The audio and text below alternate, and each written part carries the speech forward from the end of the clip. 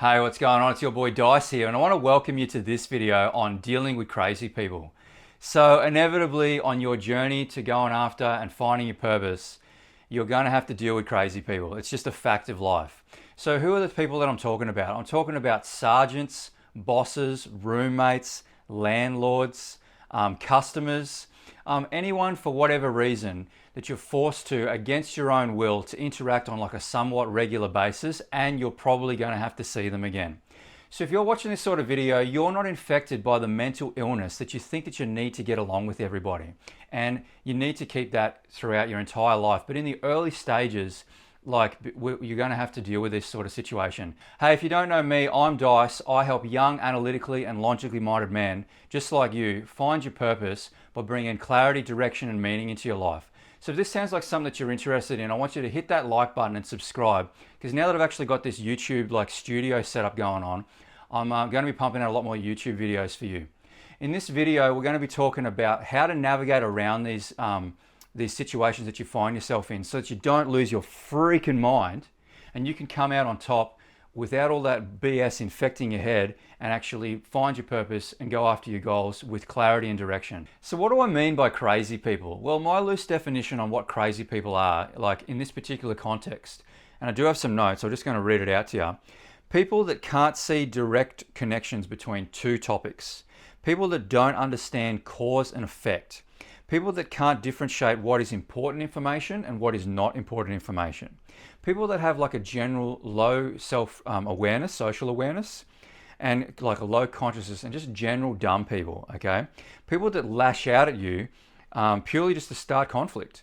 People that use you aggressively to vent their frustration and pain body. People that bond through complaining. People that have a general pessimistic view on other people. And especially people that want to be a smartass with you, like before they've actually built up like a good rapport with you yet. So why are they like this? Okay, this question really puzzled me for a long period of time and didn't really become apparent until I read this book by David R. Hawkins. You should check out this book. It's called Letting Go. But in a nutshell, the reason why they do this is because they're in pain, they're frustrated, they're angry, and they think the world revolves around them. They haven't cultivated good social awareness. They haven't done any self-development work. They haven't been watching my videos. They haven't spent the time to dive deep into themselves and work out their inner problem. So they act as a leech and vent onto others. So what can we do to actually diffuse a lot of these situations that you find yourself in? Okay, so the first part assumes that they're not actually triggered or in some sort of pain body. So what you could do in this situation is you could calmly simplify everything that you want them to do in a way that would benefit both parties, okay? You might ask a question like, is it necessary to do it this way? You want to try and build it out in such a way that they can understand in simple terms, and if you do whatever you can so that they can actually come to the correct conclusion on their own accord, because these sort of people can't actually handle being wrong because it hurts their ego too much. So the next one is diversion, deflection, and avoidance. Okay, so as soon as you start to see the conversation head south, head into a direction that you don't really want it to go in, you may want to deploy some of these tactics. Okay, you may consider trying to move the conversation into a better topic that's not so complaining or something that you don't want to talk about, and just see how that goes. Another thing you could do is you could try and avoid the conversation by saying something along the lines of hey, I don't have time for this, I'm sorry, I got to go. And then utilizing some of these things really sort of helps out so that you don't get infected by their BS, and over time it may actually reduce the chances of them actually bringing these sort of BS conversations up. So another thing that can happen around this time is they might actually bait you or guilt trip you into trying to get the conversation started about something that you don't want to do, or they want to try and manipulate you to do something that they want to do. So one of the things that really helped me is you say that you love doing it, okay? You love doing whatever it is activity. And one of the weird things that happens is when you say that you love doing something, it makes it very hard for that person to actually knock what you're doing. And you get to continue to do the things that you actually want to do. Just a cool little trick that I learned ages ago that maybe you'll be able to implement in your life. Hey, if you're getting something out of this video, then hit the like button and subscribe. It helps the channel out a great deal, and also gets this information out to more men so that we can all grow together. So the next thing that I want to talk about is stopping the pendulum swing, okay? So have you ever noticed with these sort of people, you have like a situation where they'll complain and then you'll complain, and then they'll complain and then you complain. So it's on you, it's your responsibility to stop this pendulum swing, to stop the madness, okay? So how do we go about this? It's actually kind of hard to do, I know. So it's like you have to learn to be present. Sometimes it's better just to like pick your battles and to like bite your tongue and just move on from it, okay? I have a few other notes from here that I want to talk about. So when you're dealing with these sort of people, you have to do like a cost-benefit analysis, whether or not you're actually going to buy into their BS or you're not. Again, like you need to like pick your battles. Sometimes it's better just to for you to actually zone out, pretend that you're listening, allow them to vent, and they actually feel better, solve their own problems, and then you don't actually buy into their BS. They'll feel relieved that they've actually like vented, and the conversation will fizzle out shortly after and you can sort of move on. So don't take it personally, don't buy into their bullshit, and just like move on from it. So this sort of leads me into the next topic, which is the power of no, okay? So if you think this person has like enough mental horsepower to actually process what we're about to talk about now, then maybe this is actually worth a try. So I've done this in the past with a number of different individuals and with mixed results. Sometimes it actually works out really well and we can see eye to eye and they actually understand where you're coming from. And other times it just completely ruins the situation. So use this one with caution. So what you want to do is you want to put them aside, pull them aside so they're not like being judged by other people in sort of more of a private setting, and say to them, hey, I know you're going through some stuff, but I'm sorry, I can no longer be used as a tool to vent anymore. I have to draw some boundaries and I'm really sorry, okay? And then there'll be a little bit of elaboration on what they mean. And the key here is that you actually have to be like really calm.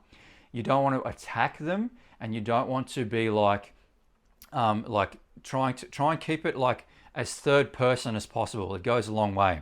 So another thing that could happen is like you could actually say something along the lines of like, if it's related to a certain topic, if it's related to something that's work related or something, I'll engage with you and I'll talk to you about it.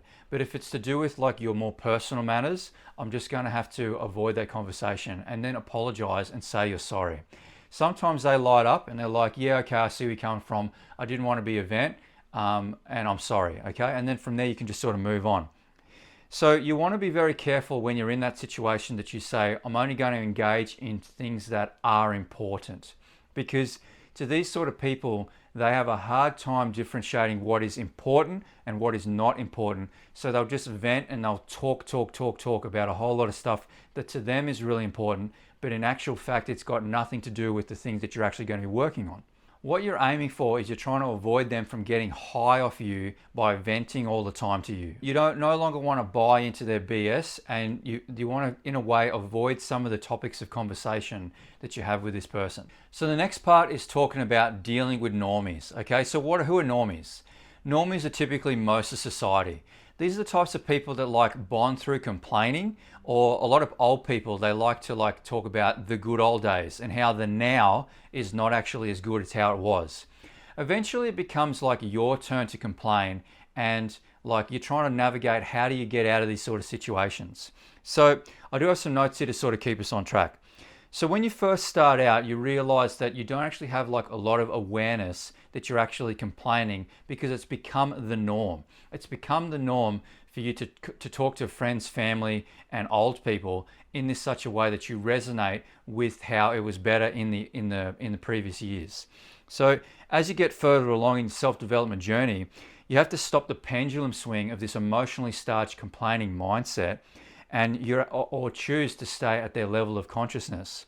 So this is very hard to do, especially if you've actually built the relationship over years of like complaining, you know, and then all of a sudden you have this realization that like, wait a minute, every time I talk to this person, I'm complaining, I'm brought down to that level. And then if you decide that you stop to do this, you have nothing to complain about anymore. Thus, you have nothing to talk about with them anymore. And usually the relationship fizzles out after this. You don't want to be like continuing to feed their complaining. You need to realize that you're actually around the wrong people. if you're in this situation and you can't get away from it, this is what you need to do, okay? You want to reduce your eye contact. You want to keep the answers short and very direct. Another thing that we'll get to is you can kind of like buy into a little bit of their complaining just to sort of keep the peace. So inevitably with these idiots, they're going to bait you by asking like a simple question and appear that they're actually interested in what you have to say. And then once the conversation is started, inevitably what happens is they use this as an opportunity for them to vent and talk about the good old days or complain. These are the sort of things you really don't have time for, especially if you're trying to like avoid these people and start to move up the map of consciousness, I should say. And also like go after the things that are important and find your purpose and win. The best things you can do in this situation is try and stop it before it actually starts. So short micro agreements with zero elaboration, no elaboration whatsoever. So just sort of like, oh yeah, that sucks. Oh yeah, no, that's no good. Oh yeah, I'm sorry to hear that. Okay. And then avoid eye contact so that they know that they can't really engage with you. And then you want to really persist with this over time. It takes a lot of like balls and willpower not to like every once in a while buy in. And as soon as you buy in, you end up fueling their fire some more, and then they know they can come back and they can start to vent with you again. To these people, they think that normal chit chat is complaining, okay? So they get very angry or like frustrated when they can no longer do that with you because they feel that they're bonding with you by complaining about everything. So yeah, you want no part in this, especially if you're going after your purpose. You need to get yourself around the right people and start to think differently, that the way that you've been complaining has not actually got you anywhere. Eventually, they're not going to be able to get high for you anymore because they're not engaging and talking to you anymore. And it's just going to have to take you some time to actually like be persistent with this, and then the whole thing will eventually collapse in your favor. So another thing you can do is like do vague agreements, okay? So enough agreements for them to actually like know that you're listening somewhat, but they're not enough to actually fuel the pendulum swing. So like I talked about earlier, just sort of like, oh yeah, that sucks. Oh yeah, okay, cool. Yeah, just sort of like very vague. And then once you agree with them, they no longer can push the argument further. And because they can't push the argument further, the conversation fizzles out and you can go on with your day. So the next part is complimenting and extracting what they said. So do have some notes here to keep us on track because it's a little bit dense. So this is actually very hard to do, but it's going to solve a ton of your problems if you pull this off, okay? I had to use this many times with bullshit roommates. So what you want to do is you want to rake a portion of what they're saying, their skewed opinion of the world or the situation, into the conversation so that you can actually like meet them where they're at, and it sort of shows that you're listening and it's not a complete fire of like conversation back and forth. In the course of conversation, start saying things that are in their best interest, okay? You want to start the sentence with, I understand that you need to insert their bullshit task. However, then say your suggestion. Another thing you can do is you can like detach from the problem a little bit and like help them build a bit of a roadmap and to come up with the correct solution themselves. So you want to guide them. So you could ask questions like, what would happen if this happened? What would happen if this scenario popped up? What do you think we could do to avoid this? Okay, sort of like trying to bring the answer out of them. If you can talk to them and rake their idea of the world in their like small concept of the world into the problem, then their little mind can actually understand all this sort of stuff. So another thing you can do is like compliment the smallest thing that they do right so that you can try and encourage that behavior. Even though your ego doesn't want to, even though you're frustrated, if you can be the bigger person and compliment the little things that they do right, maybe you can start to steer their behavior into the right way. You want to feed their ego.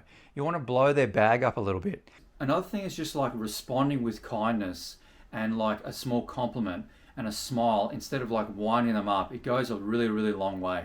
So this next one might actually help you out when you're dealing with an incompetent manager, okay? You might have a situation arise where the manager's stress level is really high and yours is actually relatively low and you're just humming away doing your job. Okay, so these sort of people, they try to infect those around them with their stress and their anxieties and their BS to try and justify that being stressed out in that state, being triggered, is okay and normal. So they will look to infect those around them that appear to actually be calm. Really what is actually going on is they're actually jealous. Deep down they're actually jealous that you actually have like the ability to hold face, to be confident, to be calm when everything else around them is falling apart. So they will attempt to sabotage your state of mind to try and bring you down to their level. So they'll typically erupt on a cycle. Okay, they'll probably do this at the end of the week when they miss the deadline, or they're like pulling their hair out over something that really doesn't involve you that much. It may indirectly be your fault, but 9 times out of 10 it really isn't, and it's their mismanagement and their incompetence that is causing the situation. So they might actually even use like small bait comments to try and trigger you, to try and get you to be jacked up at them. Okay, we won't really go into the triggering comments, but you know what I'm talking about. So this is sort of like in an effort to get you triggered so that they'll actually lower your level of consciousness and wind you up to like create the environment around them even more like triggering, even more angry, even more like more of like a toxic workplace. So again, what do? You need to get present. You need to say to them calmly, hey, I'll talk to you later when you've calmed down a bit, and then just simply walk away. And if they start to like throw comments at you when you walk away, just continue to walk away. Because what often happens later is they'll come back to you and it's like, hey, you didn't deserve that. I'm sorry. I was a little bit triggered. But if you continue to fuel the fire in the moment, you might actually say something that'll jeopardize your job and actually reduce the amount of like good cohesion that you have with this person. So the idea is what you're trying to do is you're trying to stop it before it starts. So another cool tactic that you can deploy is using crosstalk to try and like resolve the situation. So you might have a situation where like you're at a workplace and you've got one person that you work with that you get along okay well with, but there's another person that you're just not going to get along well with.